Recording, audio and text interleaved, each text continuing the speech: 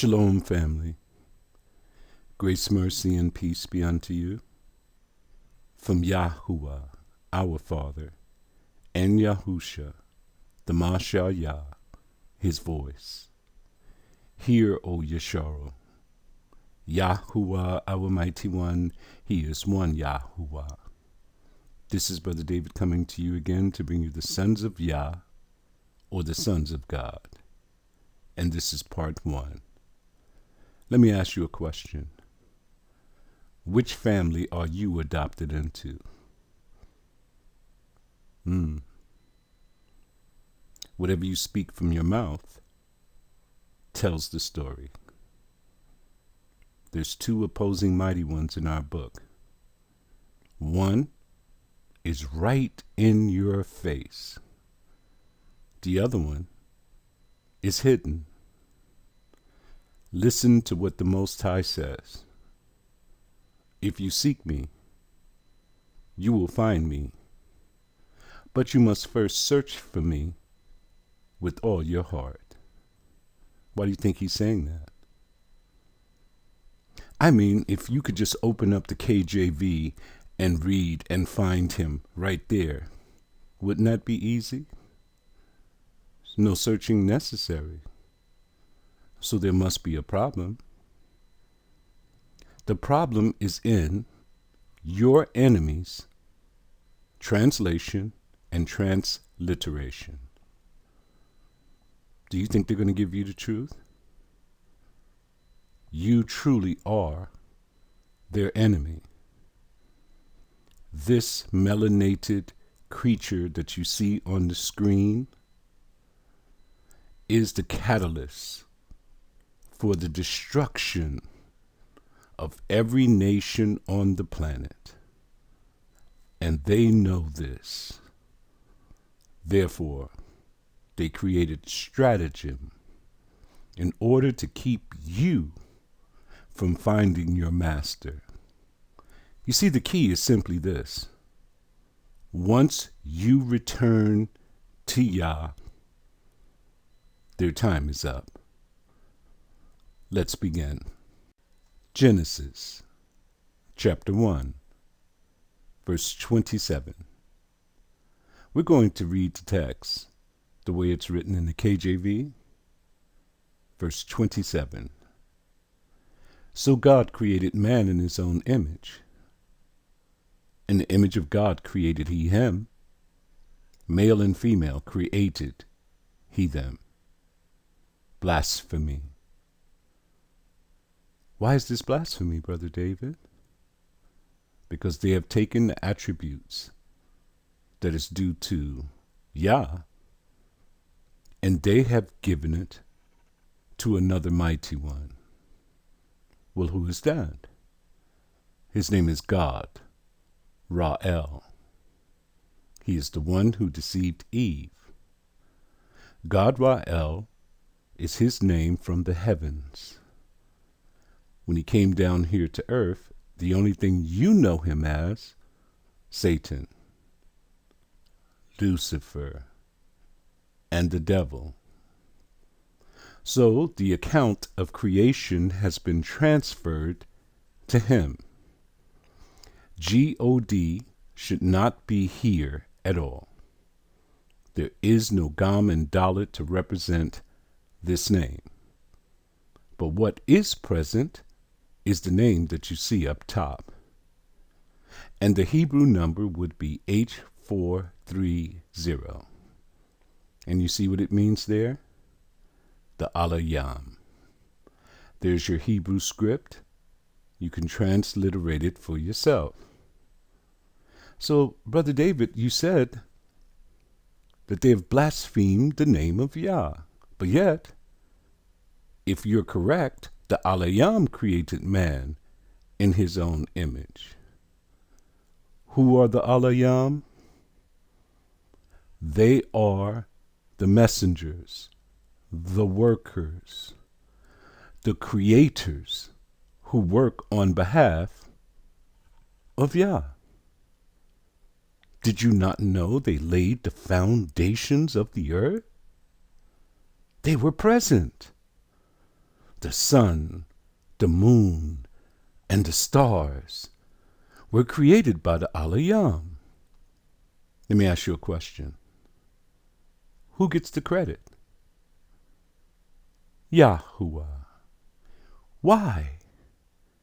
He spoke the word, and the Alayam carried it out. So when you read this passage, you cannot use this term God, because he does not exist in all of these places where they have put him. So let's read it the way it should be read. So the Alayam created man in his own image. In the image of the Alayam created he him, male and female created he them. So we were created in the same image as the Alayam. Whose image was the Alayam created in? Yahuwah. How do you know that, Brother David? Well, there was a conversation. Let us. Who gave them permission? The Most High. Let us make man in our image, after our likeness, and let him have dominion over the earth. So the Alayam were created in the image of Yah.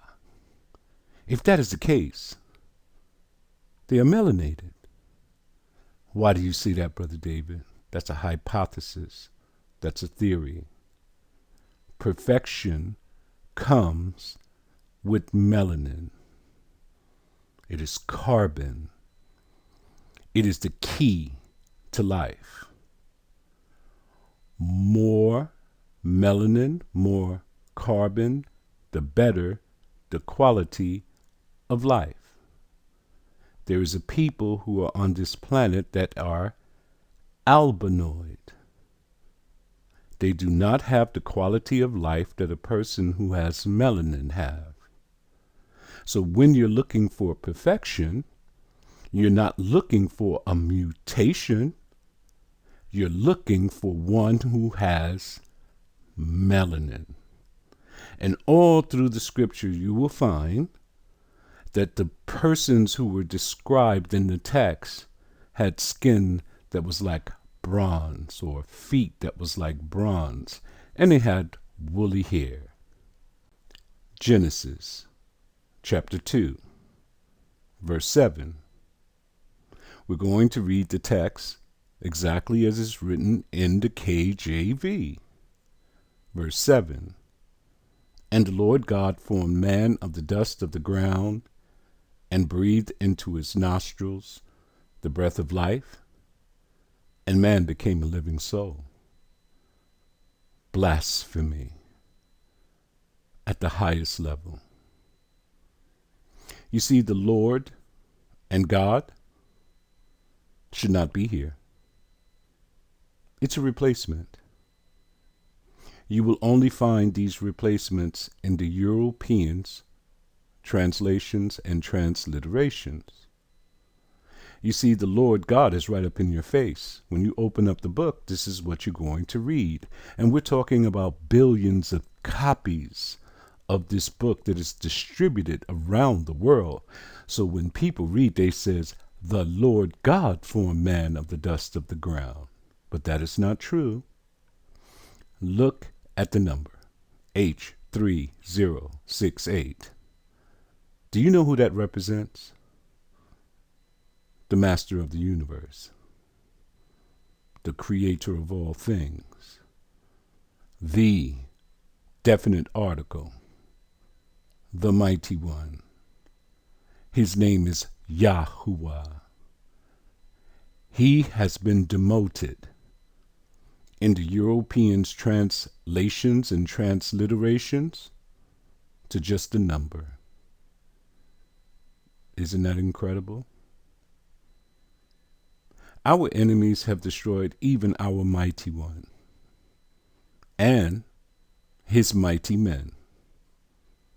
We have been wiped off the face of the earth in these books, but we're going to restore it. Now, you are not to use this term, Lord God, in your reading. Why, Brother David?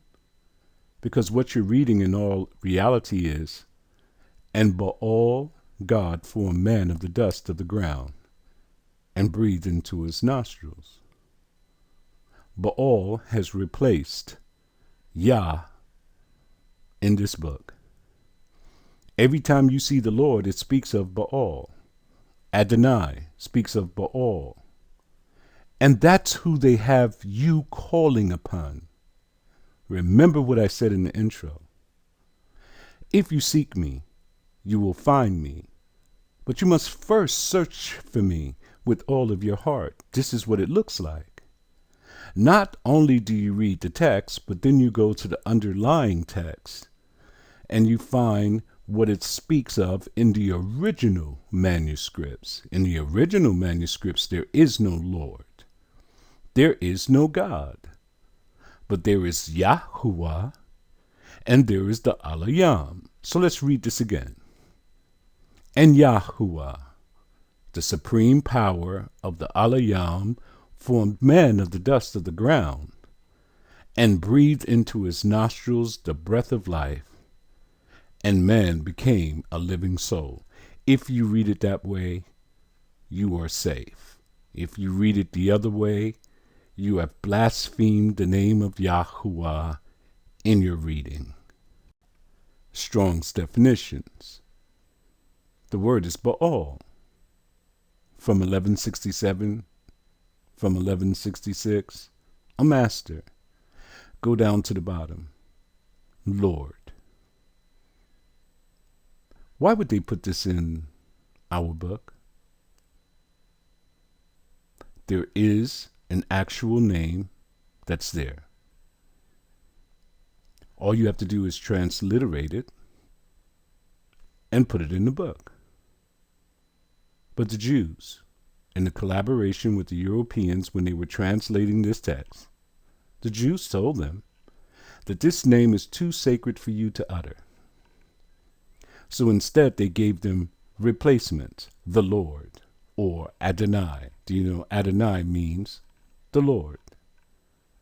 And the Lord is a title of Baal, not of Yahuwah. They didn't even put the title of Yah in here, but they put the title of their mighty one in our book. Brother David, why would someone do that?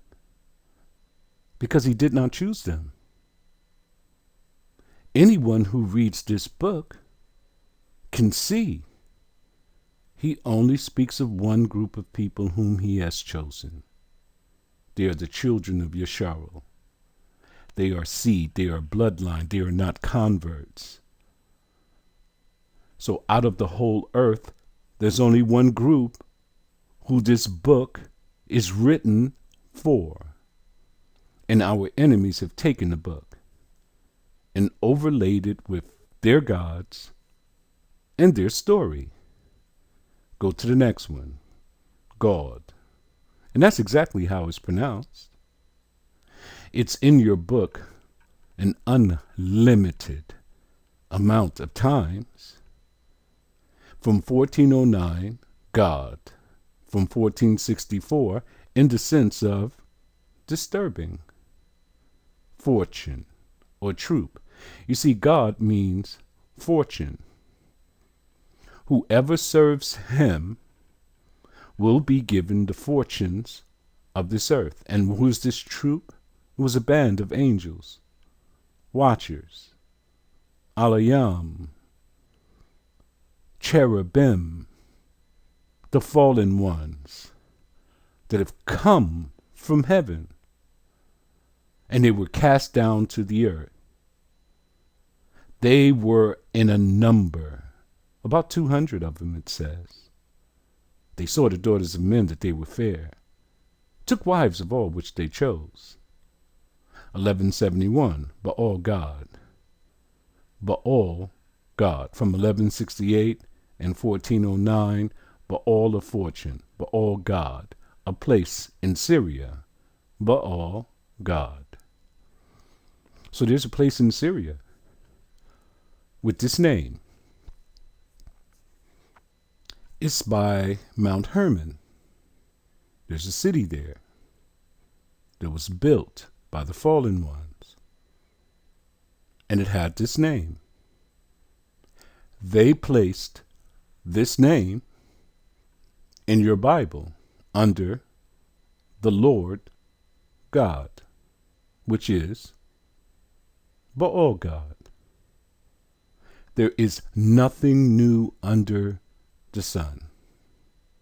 The only ones who don't know these things are those who are not truly seeking him with all of their heart, their mind, and their soul.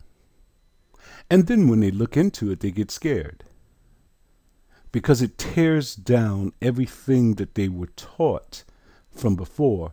So instead of correcting their behavior and correcting their speech, they say that we're just going to backslide and go back to what we knew before.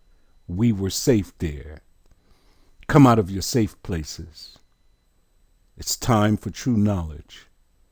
All of these things have been hidden from you to keep you stupid. Because once you awaken and return to your mighty one, this game is done. Names of God in Judaism. Do you see names are plural? This is in Wikipedia. It says names, not one name. How many names is there under the sun, given amongst men, that you should be saved by? There's only one. So how did they get multiple? As the temple has not been rebuilt since its destruction in 70 AD, most modern Jews never pronounce Yad Hewaheh. This is the tetragrammaton in English, YHWH. What does it stand for? The name that is above all names. Here, he has been demoted to the tetragrammaton. But that name is Yahuwah. But instead, they read Adonai. What does it mean? My Lord. So you see the origin of the Lord in your text. Who does it come from? The Jews. During prayer and while reading the Torah, and as Hashem, which means the name, at other times. So when they come to the name, they don't read it. They don't pronounce it, just like we didn't, for countless years, because we were reading the text in which they told the Europeans to transliterate or to replace the name of the Most High with Adonai. And in English, it comes to be the Lord. Now you understand why you have to seek him with all your heart, mind, and soul. There's a collaboration. There's a confederate. They're against you to keep you from learning who your mighty one is and to keep you from calling upon his name. Over 7,000 times in the Old Testament alone, they have deleted your father's name. And they're fine with this. And so were you. But once you return back to Yahuwah, you have to restore his name in your reading. My mother's about 87 years old. She has a KJV. When she reads her text, she replaces the Lord, she replaces God. She does all of that in her reading. And it's become commonplace for her. It must become commonplace for you also. Psalms 113, verse 5. Here's another one. Let's read this according to the way they transliterated it in your book. Who is like unto the Lord?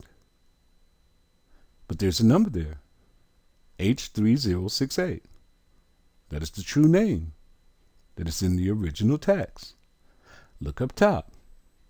It belongs to the master of the universe, the creator of all things. Hey, this is the only name that you can call upon for salvation. If they take it out, how can you be saved? But if you put it back in, salvation is yours. Who is like unto the Lord our God, who dwelleth on high? Blasphemy. They're given the attributes of our mighty one.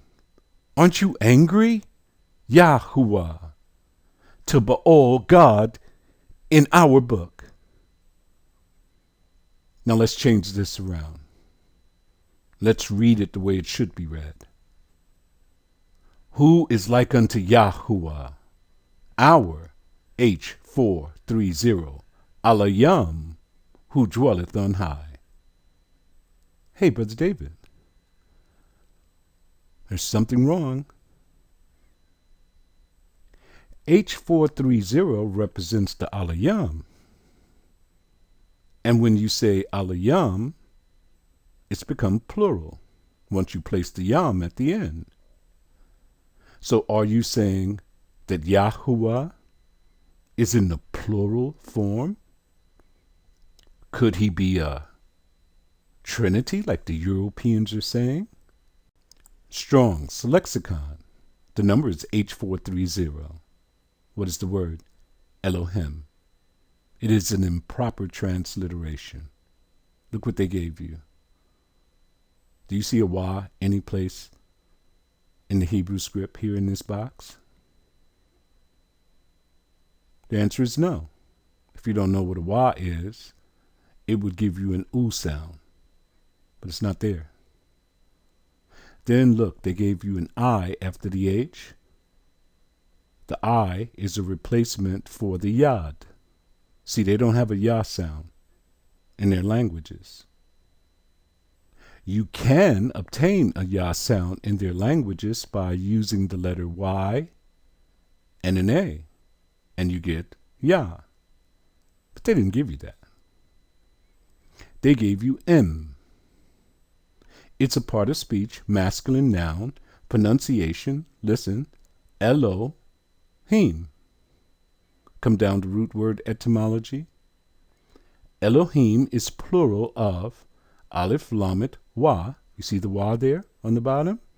The third letter, Hey. So you got 4 letters that represent the root word for the Elohim. What does that mean? The number is H433. Look up top. Look what the Jews gave you again. Elvoha.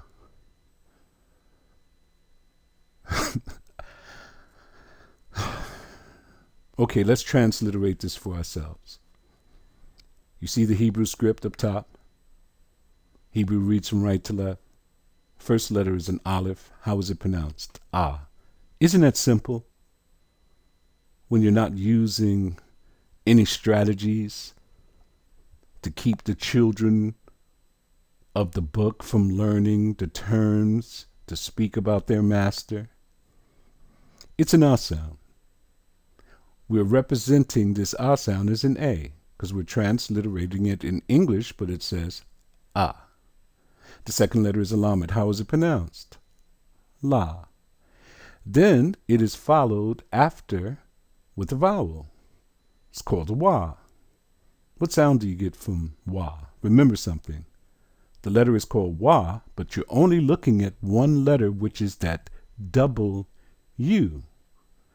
What sound does the double U make? Woo. Woo.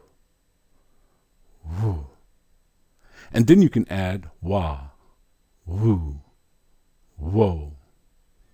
So this letter makes an oo sound. You add that to the lamed and you have lu. And the last letter is a hey. How is it pronounced? Ha. And you add your ah sound at the end. What do you have? Aluwah. What does that mean, Brother David? The definite article. The mighty one. In the singular form. He is the Aluwah, whose name is Yahuwah. Do you see how much they've stripped from our psyche? We don't know these terms. And even amongst our own people, when we're trying to discover the true ways to pronounce and to transliterate his name, we have stumbling blocks that have been placed in our way. So Yahuwah is our Aluwah. Exodus chapter 15, verse 11. Let's read it again the way the Europeans transliterated it and translated it in your book. Verse 11. Who is like unto thee, O Lord, among the gods? Who is like thee, glorious in holiness, fearful in praises, doing wonders? Blasphemy. Aren't you starting to get angry? Now that you're starting to see that they have replaced our Father's name and just given you a number in the background, which you will not find unless you seek it out? Okay. So we know the Lord, or O Lord, should be Yahuwah. So we're going to replace it in our reading. And every place that you see this in the book, you have to do the same. That way it will slow you down when you're reading so you can go exactly line by line. Who is like unto thee, O Yahuwah, among the gods? Hey, there's a new number there. H410. What does that represent? Look up top. 2 letters. Aleph, Lamed. What would you get in your transliteration? O or L. What is the definition? Strong, leader, mighty. Okay, so let's read it again and replace gods with mighty. Because remember, there's no such thing as gods or the gods. Who is like unto thee, O Yahuwah, among the mighty? Who is like thee, glorious in holiness, fearful in praises, doing wonders? You know, on the comment board, there was someone who came at me sideways again. I thought that was over with. But our people still do not learn. And maybe it's not our people. Because I asked him, are you Yesharo? And he never got back to me. But anyway, what he was speaking about is the man of sin. And he was coming from Thessalonians. And he says, at last that I read, he was supposed to place himself above all that is called God. Now you understand. God doesn't exist in the scripture. It should be mighty. Or, if it's H430, it's the Alayam. So my brother, or whoever you are, stop acting like an idiot when you have a teacher who is taking you places that you have never been before. Be appreciative and take the information that is being given to you and build on it That's what a Berean does. He doesn't come back to attack the teacher. Psalms chapter 8, verse 5 to 6. Verse 5. What is man, that thou art mindful of him? Well, we know the answer to that. We're talking about a specific group of people, those who come from the Adamic line, then the Noatic line, then from Shem, then from Abraham, then from Isaac, then from our patriarch. His name is Jacob. His name was changed to Yesharel, the chosen line of Yah. He did not choose any other group of people on this planet. And no matter how many times I say it, it disturbs everyone. But it's the truth. If your ancestors did not steal the book and try to apply it to themselves, it would not come down to this day when knowledge is greatly increased and everything that was hidden is being revealed. All of our enemies have been found to be liars.